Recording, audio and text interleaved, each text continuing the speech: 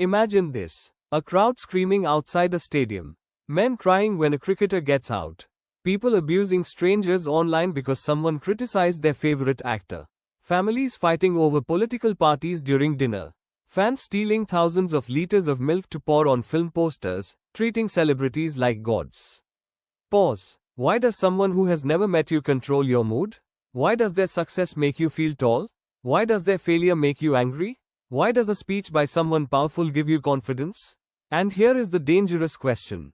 If your hero falls tomorrow, do you fall with them? Because if the answer is yes, you were never standing on your own feet. Let's strip this down to something uncomfortable. Hero worship is really about admiration. It is about insecurity. When a person feels powerless in real life, they look for power somewhere else. When they feel unnoticed, they attach to someone famous. When they feel unheard, they defend someone loud. When they feel small, they align with someone big. Listen carefully to the language people use. My leader is strong. My hero broke records. My actor dominated the industry. Our party crushed them. Notice something. They do not say, I built something. I achieved something. I created something. They say, he achieved. We dominated. This is borrowed victory. And borrowed victory feels like personal victory. When your team wins, you feel like you won. When your leader gives a strong speech, you feel strong. When your hero breaks records, your ego expands. But here is the psychological truth, nothing inside you changed. Your income did not grow. Your discipline did not improve. Your skills did not sharpen. Your character did not evolve. Only your emotional attachment increased. This is not weakness. It is compensation. Psychologists call this identity fusion, when your ego merges with someone else's achievements. Research shows high levels of celebrity worship are associated with poorer mental health, higher neuroticism, dissociation, compulsive behavior, and emotional instability. And here is the uncomfortable twist. The louder the loyalty, the deeper the insecurity often hides. Because real strength does not need witnesses. Strong individuals admire power. Insecure individuals attach to it. That is the difference. Let's go deeper. In societies where competition is intense, jobs are limited, comparison is constant, respect is status-driven, and success is displayed publicly, people grow up chronically insecure. From childhood we are ranked. From school we are compared. From society we are judged. So many grow up feeling not enough, not powerful enough, not respected enough. Hero worship becomes emotional relief. When your hero is powerful, you temporarily feel powerful. It is a psychological shortcut. Instead of building identity, you borrow it. Instead of earning respect, you inherit it symbolically. India is a collective society. Belonging matters deeply. Family, community, religion, political groups, fan clubs. Being part of something bigger feels safe. Parasocial relationship research shows that one-sided emotional bonds with media figures can help identity formation, but excessive attachment correlates with higher anxiety, emotional dependency, and mental distress. Indians spend roughly 20 hours on social media, heavily engaging with celebrity culture. That is not passive viewing. That is emotional investment. And emotional investment in strangers often replaces investment in self-development. This doesn't start at adulthood. It starts at home. Children are taught respect without questioning, obedience without discussion, loyalty without analysis. Don't question elders. Don't argue. Follow. So when they grow up, they transfer that obedience to leaders, actors, influences. They are not taught critical thinking. They are taught alignment. When authority equals correctness in childhood, questioning power feels like betrayal in adulthood. So even when facts emerge, when mistakes are visible, when accountability is necessary, followers defend automatically. Because questioning the hero feels like questioning the authority structure they were raised never to challenge. Now let's touch something uncomfortable. Many young men are especially drawn to dominant, aggressive personalities.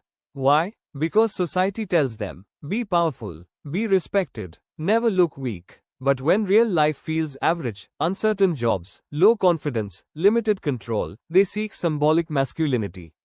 A loud leader, a fearless actor, a dominant figure. They imitate speech. They imitate aggression. They imitate attitude. But imitation is not transformation. Watching power is not building power.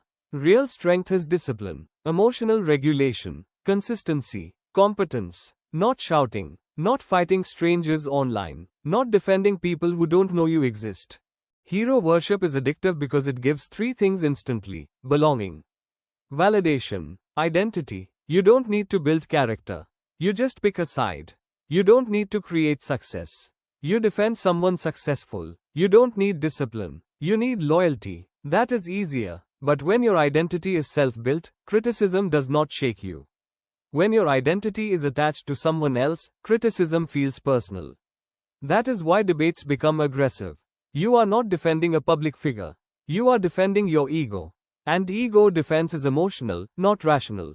Psychologists describe levels of celebrity worship: entertainment, social, harmless interest; intense personal, obsessive emotional attachment; borderline pathological, when the celebrity becomes central to moral and mental identity. The deeper the attachment, the harder it becomes to separate self from symbol.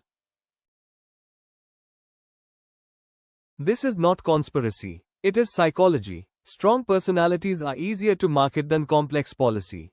Emotion spreads faster than data. Charisma travels quicker than nuance. So politics becomes personality. Cinema becomes cult. Influencers become moral authorities. And when politics becomes personality, democracy becomes theater. Research on personality-driven politics shows that when voters prioritize charisma over policy performance, accountability weakens. Emotionally fused followers are easier to mobilize. If you vote emotionally, you do not analyze performance. If you defend blindly, leaders face less pressure. If you attack critics, accountability shrinks. Personality cults reduce complexity. Instead of debating policy, people debate people. And debating people requires emotion, not intelligence. Now let's talk about cost. Time, energy, attention, mental clarity. Young people spend hours in comment wars, defending actors, fighting over speeches, arguing over narratives. Imagine if that energy was redirected toward skill development, fitness, financial literacy, communication mastery, entrepreneurship. 5 years later, who would you be? Hero worship is opportunity cost. And stolen potential does not hurt immediately. It hurts 5 years later, when others have built, and you have only defended. Studies show high social media engagement among youth correlates with anxiety, comparison stress, and identity fragmentation. When identity is externally anchored, inner stability weakens. India has one of the youngest populations in the world. If youth build internally, India transforms. If youth fight externally, India debates loudly but builds slowly. In some regions, celebrity worship crosses into ritual territory. Milk is poured over giant posters during film releases. In one documented case, nearly 10,000 liters of milk were used within days. In a country where child malnutrition still exists. This is not devotion. This is displacement. Worship belongs to values, principles, ideas. Not to human beings who act in films. Even major political shifts have been influenced by celebrity endorsements. This shows influence. But influence without critical thinking is dangerous. Sometimes the celebrity you worship is uncomfortable with that intensity. Admiration is beautiful. Obsession is exhausting. Treating someone like a god does not make them bigger. It makes you dependent. Admiration says, I respect what they achieved. Attachment says, I am what they achieved. Admiration studies habits. Attachment defends blindly. Admiration inspires growth. Attachment replaces growth. If your hero pushes you to wake up early, train harder, think sharper, keep them. If your hero only gives you emotional adrenaline and online arguments, rethink it. Strong minds admire without surrendering logic. Strong minds support without outsourcing identity. Strong minds build internal self-worth. Weak minds outsource it. Now answer this honestly. If all your heroes disappear tomorrow, who are you? Without the party logo, without the fan club, without the tribe. Who are you when the noise is gone? Do you have skills, discipline, independent thought, emotional control, or just opinions? Because opinions are cheap. Character is rare. If someone criticizes your hero and you feel your own worth attacked, that is the clearest signal. Your identity is borrowed. And borrowed identity collapses the moment the source disappears. If your hero disappears tomorrow, your confidence should not disappear with them. If your leader loses power, your identity should not collapse. If your favorite actor retires, your ambition should not retire. Because a confident citizen does not need borrowed glory. They build silent competence. They build inner stability. They build something that does not depend on applause. India will not become powerful because we shout for strong leaders. India will become powerful when millions quietly become strong themselves. Respect leaders, but never surrender your mind. Admire greatness, but build your own. Stop borrowing power, start creating it. And that is how we build a better India every single day.